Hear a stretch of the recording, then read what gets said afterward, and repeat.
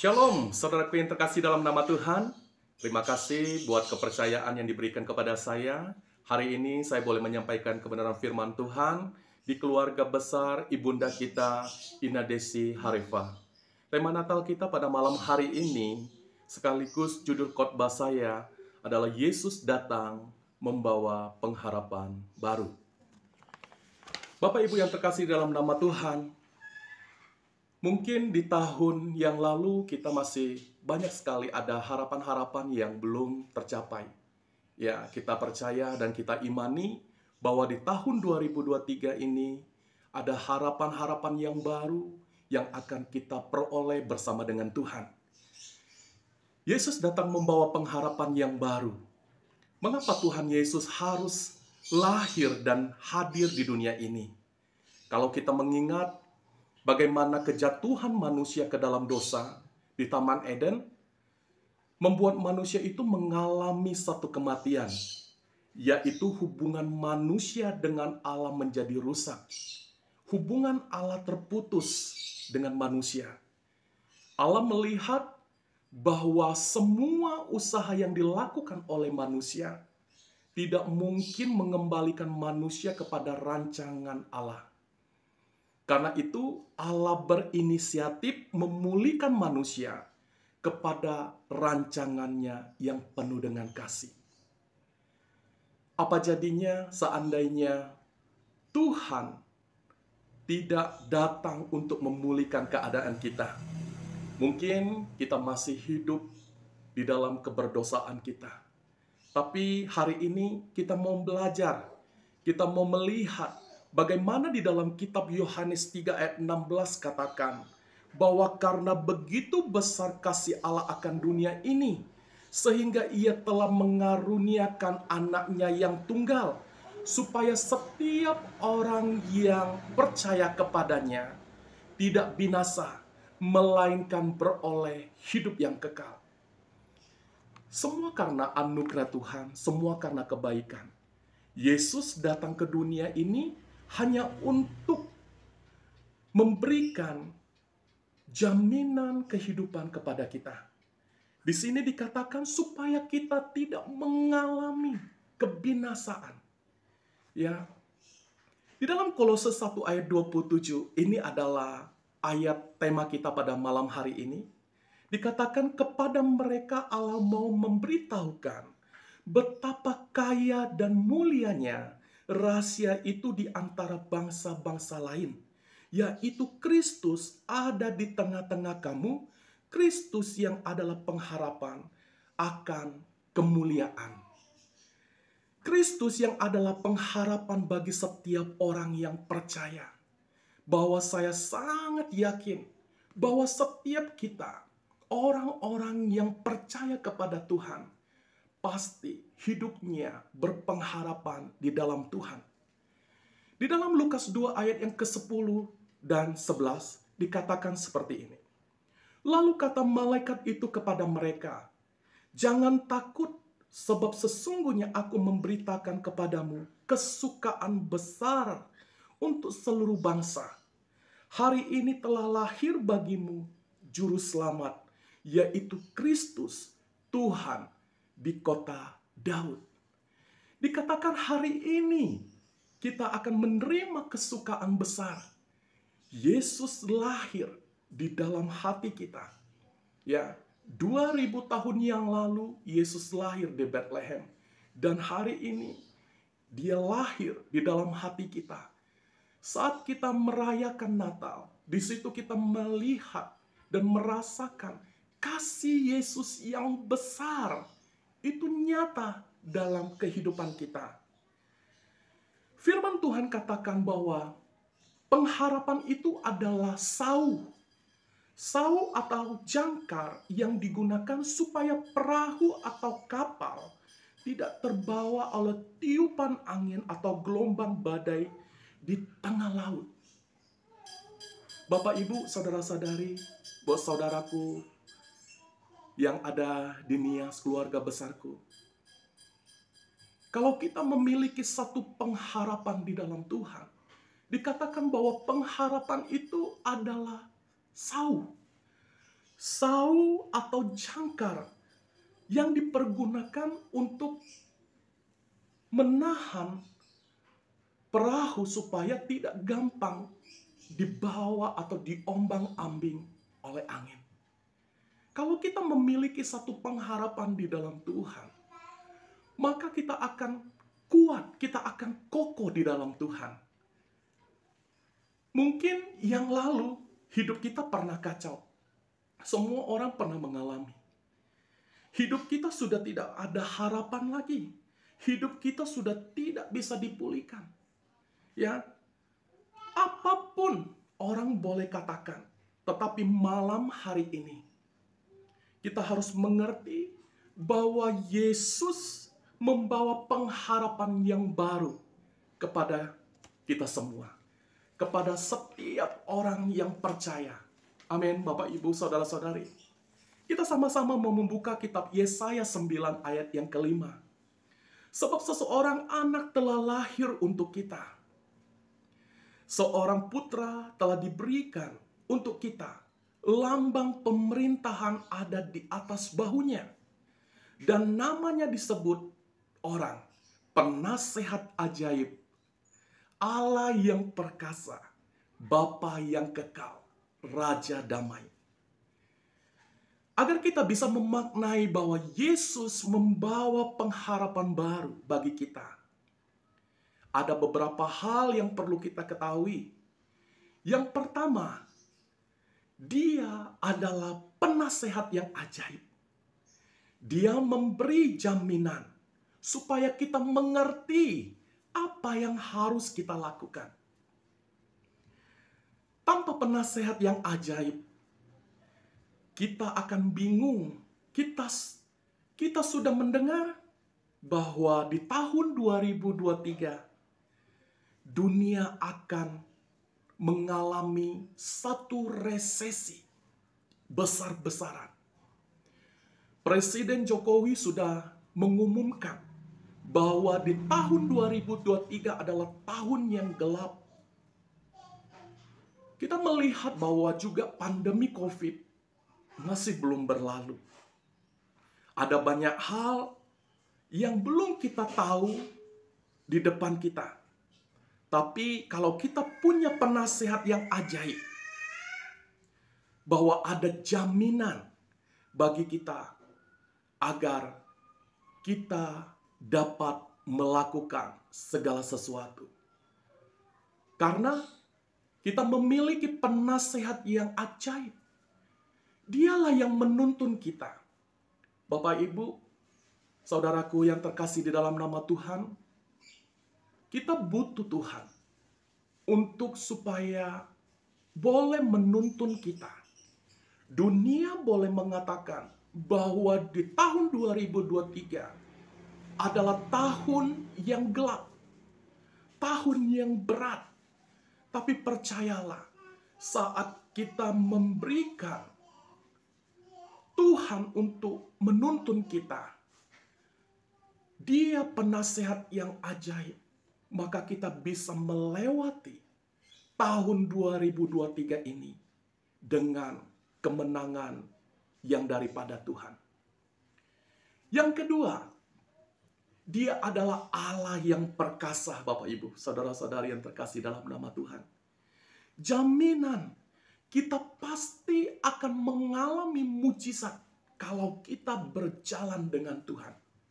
Amin. Kalau kita memiliki Allah yang perkasa untuk memasuki di tahun yang baru ini, kita memiliki jaminan untuk kita mengalami satu mujizat dalam hidup kita. Kita harus percaya bahwa tidak ada yang mustahil bagi Tuhan. Bapak, Ibu yang terkasih dalam nama Tuhan, buat saudara-saudaraku, saya mengalami di tahun 2022 ini, saya mengalami satu mujizat bagaimana Tuhan menolong hidup saya. Waktu 1 bulan yang lalu saya sudah mengalami pinggul saya agak sedikit rasa sakit. Setiap saya berjalan beberapa ratus meter, saya di situ ngerasa nyerinya luar biasa di bagian paha saya dan di punggung saya. Lalu saya coba untuk diurut, ya. Sempat saya diurut 2 kali, 3 kali malahan. Dan di situ tidak ada perkembangan. Lalu Tuhan memberikan hikmat kepada saya. Daripada kamu datang ke tukang urut, lebih baik kamu periksa di dokter. Di ronsen, dilihat, dicek apakah ada kelainan di tulangmu.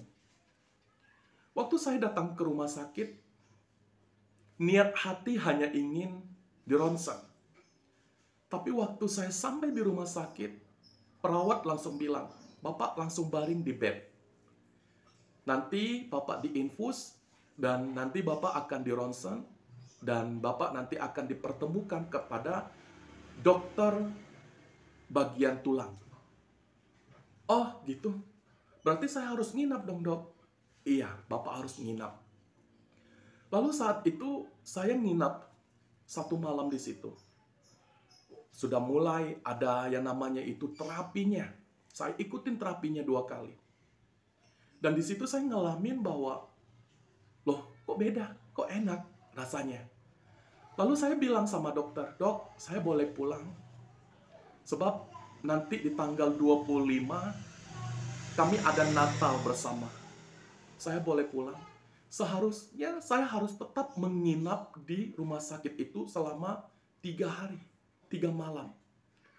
Lalu dokter bilang, oh karena mau ini ya, mau Natal. Kalau mau Natal, boleh pulang. Saya ikut Natal bersama-sama di gereja. Saya ngerasakan di situ ada sukacita yang begitu luar biasa. Dan saat saya pulang dari rumah sakit, saya pulang dari gereja, sudah selesai itu, paginya saya ngalamin, loh kok rasanya kok semakin sakit gitu.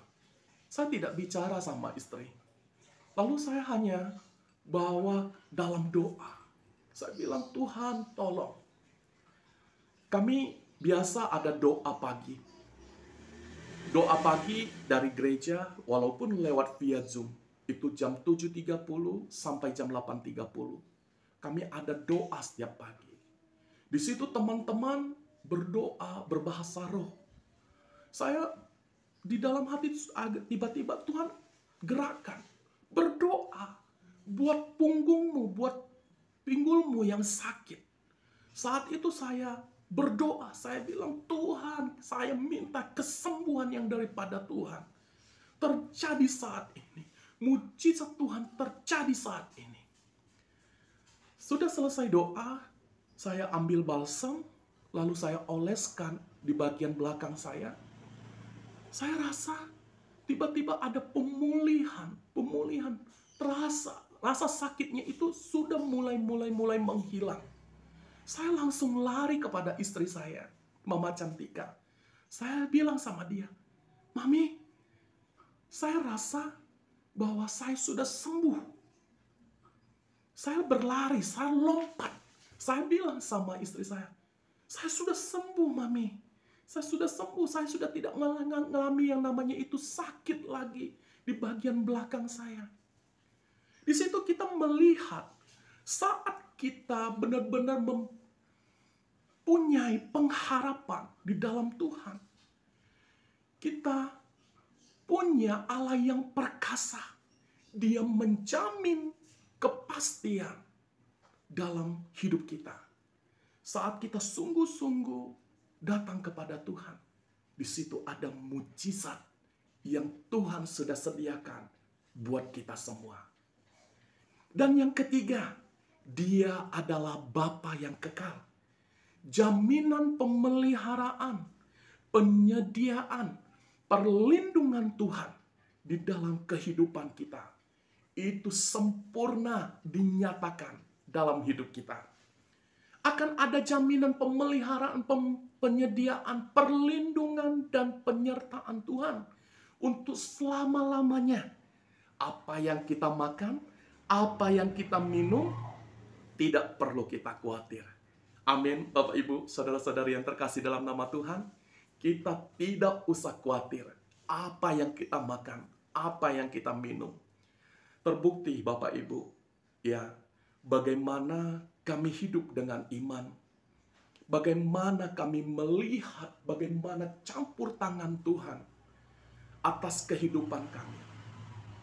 Waktu saya mau cerita beberapa tahun yang lalu, ya, saya baru punya Cantika saat itu. Pulang dari pelayanan, saya bawa Cantika di belakang motor.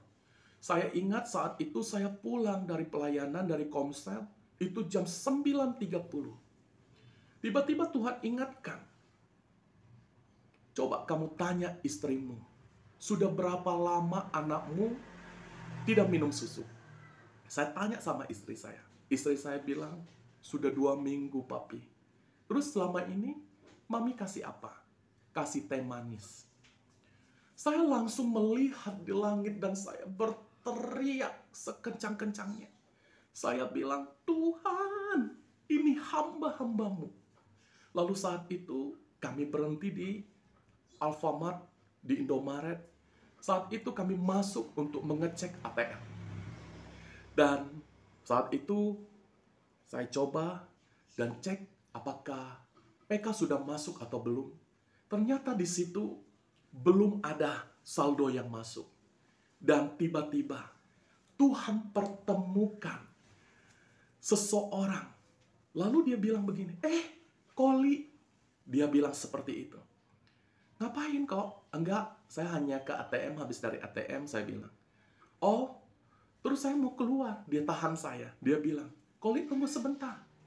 Ada sedikit oleh-oleh buat anakmu. Lalu apa yang terjadi? Dia langsung pergi ke belakang, dia ambil yang namanya itu susu 2 kotak. Ya, dia bayar, sudah habis itu dia kasih sama saya. Dari situ saya melihat bagaimana pertolongan, perlindungan yang daripada Tuhan. Penyediaan yang Tuhan nyatakan buat saya, buat keluarga. Lalu di situ saya benar-benar saya bersyukur dan saya menangis. Ya, saya bilang Tuhan ajaib, Tuhan dahsyat. Saya tidak cerita sama orang dan orang bisa memberkati sesuai dengan kebutuhan kami saat itu. Bapak, Ibu, saudara-saudara yang terkasih dalam nama Tuhan, keluargaku yang kukasihi, percayalah dengan apa yang Tuhan sudah sediakan. Jikalau Tuhan yang sudah menetapkan kita, percayalah bahwa jaminan pemeliharaan, penyediaan, perlindungan Tuhan itu nyata dalam kehidupan kita. Dan yang keempat, Dia itu adalah Raja Damai. Jaminan ketenangan dan damai sejahtera dalam segala keadaan. Dunia boleh katakan bahwa di tahun 2023 adalah tahun yang gelap. Percayalah, saat kita berpengharapan kepada Raja Damai, ya, di situ kita akan mengalami ketenangan dan damai sejahtera yang daripada Tuhan. Terpujilah nama Tuhan, Allah kita yang dahsyat dan luar biasa. Mari kita tundukkan hati kita mau berdoa.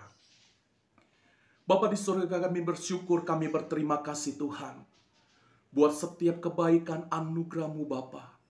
Jikalau Tuhan pada malam hari ini kami boleh bersama-sama Tuhan, boleh merayakan Natal keluarga besar, Tuhan di keluarga kami. Kami percaya Tuhan, ini semua karena kebaikan, karena anugerah Tuhan. Kami minta Tuhan, damai-Mu Engkau boleh nyatakan Tuhan di dalam kehidupan kami semua di dalam nama Yesus. Bahkan Tuhan, kami boleh merayakan Natal ini Tuhan dengan kekuatan yang daripada-Mu Tuhan. Bahwa kami benar-benar boleh memiliki pengharapan yang baru di dalam Engkau. Terima kasih Bapa yang baik. Kami percaya bahwa firman-Mu yang sudah ditabur itu tidak akan pulang begitu saja, tapi firman-Mu boleh bertumbuh, berakar, berbuah lebat dalam kehidupan kami. Terima kasih Bapa. Berkati orang tua kami Tuhan, kami berdoa di masa tuanya, dia boleh berbahagia, bahkan kesehatan boleh menjadi bagiannya, dan boleh Tuhan, Engkau yang terus memberkati, bahkan Tuhan segala bentuk kuasa si jahat, si iblis yang mengganggu kesehatan orang tua kami patahkan, hancurkan di dalam nama Tuhan Yesus. Begitu juga untuk seluruh keluarga-keluarga kami, keluarga-keluarga besar kami Tuhan. Kami percaya ada dalam perlindungan Tuhan. Terima kasih Bapa yang baik. Hanya di dalam nama Tuhan Yesus kami berdoa, kami mengucap syukur. Haleluya, haleluya. Amin. Haleluya. Selamat Natal dan selamat menyongsong tahun 2023. Tuhan Yesus memberkati. Shalom.